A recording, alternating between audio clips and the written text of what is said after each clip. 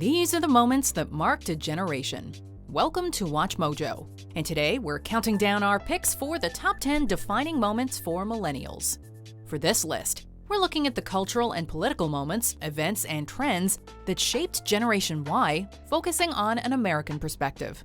The exact age ranges of various generations are debated, but we'll be following the Pew Research definition, which identifies Generation Y, also known as Millennials, as those born between 1981 and 1996.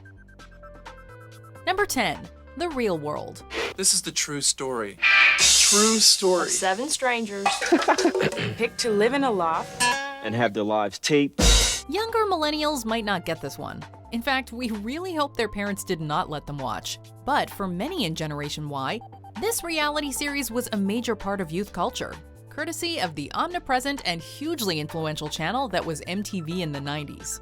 Nowadays, the reality TV landscape is riddled with over-the-top, unscripted behavior by larger-than-life real people. Back in 1992, when the show debuted, however, there was nothing else like it. This diverse collection of wayward outcasts, oddballs, and attention seekers spoke directly to teens looking for distraction and a place to belong. I'm so glad I like all y'all so far. You're not gonna really suck or something. Okay. It shaped a relationship with media, fame, and celebrity culture that continues in the age of social media. Number 9. Napster. Music plays an important role in every generation, but thanks to MTV and the rise of file sharing, millennials experienced it in unprecedented ways. Developed by Sean Fanning and Sean Parker, the original iteration of peer-to-peer file sharing service Napster lasted only from 1999 to 2001. But in those 2 years, it rocked the music industry to its core, exposing Generation Y to free shareable music online. Technology is advancing. This is gonna happen anyway. The internet's potential to fundamentally change how we distribute and consume music had been tapped, and there was no going back. Napster was shut down, only to be replaced by the likes of LimeWire, Kazaa, and torrenting, paving the way for paid music streaming services. You can start an internet company from anywhere. I mean, a great example of this is one of the companies I'm closely involved with now called Spotify, which is in Stockholm. Spotify, is it coming to the U.S.? It is coming, yeah. Number 8. Hurricane Katrina. As its winds reach 39 miles per hour, it becomes a tropical storm and is given a name, Katrina. When this devastating Category 5 hurricane made landfall in Florida and Louisiana, the youngest millennials were 9 and the oldest 24. But there's something about tragedy that bridges how we process events. When New Orleans surge protection levees failed, 80% of the city was flooded. In the ensuing chaos, over 1,800 people lost their lives. Many blamed the government's slow and inadequate response to the disaster. For Generation Y, it was a formative experience. Not only did it demonstrate the fragility of life, but for many, it was a harsh lesson in class and racial disparity. A reminder that people aren't always given equal opportunity, care, or support in times of need. Number 7. Gay marriage. The battle might be far from over, but things have certainly come a long way. The breaking story just moments ago, the Supreme Court and this landmark ruling, the court making same-sex marriage legal in this country across every state in this nation. Just a few short decades ago, homophobia was not only common, it was fundamentally ingrained in mainstream media. Beginning in 2004, the legalization of gay marriage in the U.S. walks hand in hand with the inclusive and egalitarian worldviews associated with Generation Y. Of course, the fight for same-sex marriage began long beforehand, with civil rights campaigns in the 70s. But more so than any generation before them, millennials have embodied this shift in values. I think that younger people have known openly gay friends far longer than their parents did. Everybody's always had gay friends, but now we've known it from a much younger age.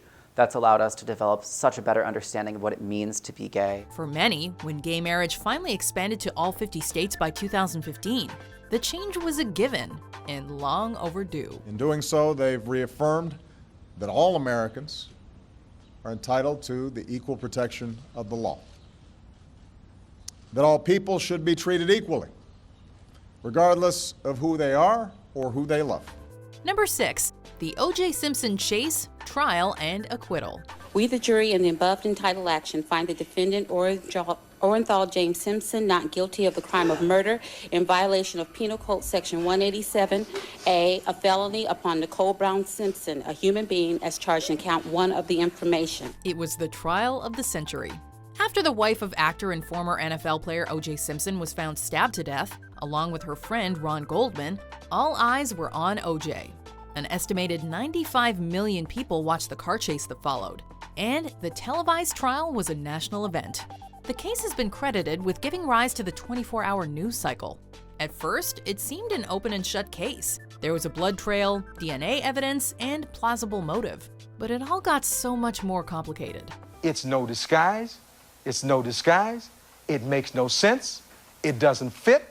If it doesn't fit, you must acquit. The trial and O.J.'s subsequent acquittal generated debate about racial prejudice, celebrity status, and the criminal justice system, which many argued failed dismally in seeing justice done. I think it's absolutely appalling. It gives me no faith in the jury system whatsoever. Number 5, Columbine. Sadly, mass shootings are something millennials have become far too accustomed to. Although Columbine was not the first high school shooting in the U.S., it was the deadliest, forcing a national conversation about bullying, mental health, and gun laws. One of the worst school shootings ever. On April 20th, 1999, senior students Eric Harris and Dylan Klebold opened fire on students and teachers at Columbine High School. Before committing suicide, they killed 12 students and a teacher, and injured 21 others. It is believed that the guns that they used were all legally purchased at stores and gun shows, and many of the bullets were bought at the Littleton Kmart just down the street. Since then, the U.S. has witnessed school shootings with much higher death tolls. But for many, the Columbine High School massacre marked the day that school stopped being a place where they could feel truly safe. But being a survivor can press that to new levels. So there are mornings when I drop off my son at high school and I say, Elijah, I love you, I'll see you tonight. And I know he can't possibly understand the scenarios that run through my mind as he walks away. Number 4, the Great Recession. It was a crisis that in retrospect seems inevitable. The collapse of the housing bubble, the subprime mortgage market, irresponsible financial institutions. We talk about them today as tailor-made for disaster. But at the time, almost no one saw the Great Recession coming, least of all millennials, many of whom had just finished studying their butts off to secure their first jobs. But the rules had suddenly changed. The Great Recession really just kind of threw a wrench in people's plans. It was the worst financial crisis since the Great Depression, sending stock markets plummeting, crippling household wealth, and exacerbating economic inequalities. If we're right, people lose homes, people lose jobs, people lose retirement savings, people lose pensions. The recession forced millennials to adapt and get creative, or accept lower-paying jobs and hope for the best, all while saddled with considerable debt. If you graduated like in 2008-ish, your chances of getting hired and your chances of getting hired into a solid, stable career greatly fell. Number 3, the election of Barack Obama. And no matter whom you voted for, you'd have to agree this is an incredible milestone in the history of this country. The election of America's first black president was a momentous occasion, a huge step forward in a country with a long history of division and prejudice. And millennials were a big part of Obama's win. In fact, 66% of voters under 30 voted for Obama in the 2008 presidential elections. Bear in mind that his campaign and first term occurred at the start of the recession, when the future that millennials had hoped for was coming apart at the seams. I never thought in my lifetime that it would happen, but it happened tonight. It's a reality and we did it! In Obama, many in Generation Y found a leader who inspired hope, and more importantly, promised change that aligned with their values, including healthcare reform, lower taxes for lower and middle income earners, and action on climate change. Yeah! Yeah, Obama! Change! It's change! Number 2, the rise of social media. Millennials experienced the arrival of smartphones at a period in their lives when it had the most impact. But while smartphones fundamentally changed our day-to-day lives, it's arguably social media that most reshaped our relationships with technology and with each other. In a single generation, social media networks like Facebook completely redefined how people find social validation and connect with their peers. Social media is a compulsion. We compulsively check social media to see what has changed, to see if anyone has favorited or retweeted a tweet, mentioned us in a comment, or liked a photo of us. A distraction? Sure, but it's also become a powerful tool for social and political activism, as well as for completely useless arguments. Of course, today's online world would not be what it is without other game changers of the oddies, like Google and Wikipedia. But social media has become a pervasive part of how we relate to the world around us. So maybe that's the biggest gift the internet gives us, a place to find our friends when we're ready to pick up where we left off.